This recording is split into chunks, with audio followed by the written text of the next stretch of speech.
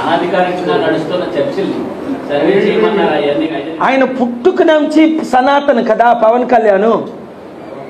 మొన్నటి వరకు నేను బీఫ్ తిన్నాను, మా నాన్న బీఫ్ తిన్నాడు అన్న. మరి సనాతనుడు బీఫ్ తింటాడా? ముస్లిం వేషం వేస్తాడా?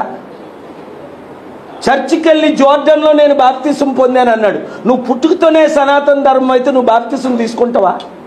సనాతన ధర్మం ఇన్సల్ట్ చేయడం తప్ప పవన్ కళ్యాణ్ ఎప్పుడు సనాతన, నా తమ్ముడు ఎప్పుడు సెక్యులరే.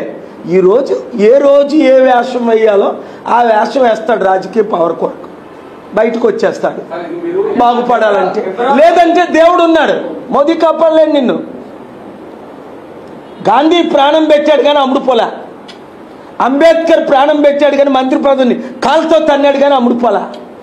ఆ చరిత్రలో ఎన్టీ రామారావు బయటకు వచ్చేసిన తర్వాత, అధికారం పోయిన తర్వాత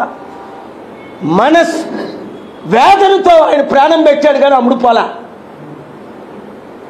వాళ్ళు గోటు తీయడానికని మీరు అందరూ పనికొస్తారా? సెక్యులరిజమే నడుస్తుంది, కమ్యూనలిజం నడదు. దేవుని ఉగ్రత వచ్చిందా నీ గుండాగి నిమిషంలో పోతా. హిందూస్, ముస్లిమ్స్, క్రిస్టియన్ మధ్య గొడవలు పెట్టకండి. ప్రపంచ శాంతి దూత అయిన కేఏ పాల్దార్ నేర్చుకోండి.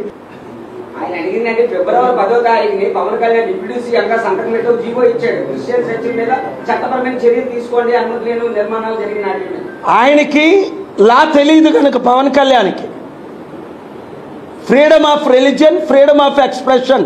ఆయనవుడు సీజ్ ద షిప్ అన్నాడు. ఎవడైనా సీజ్ చేశాడా? అరే పిక్చర్లాగా అనుకున్నారు, వెంటనే షిప్ను వదిలేశారు.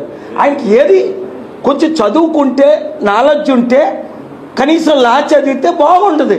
ఏదో వాగుతుంటే అవుద్దా?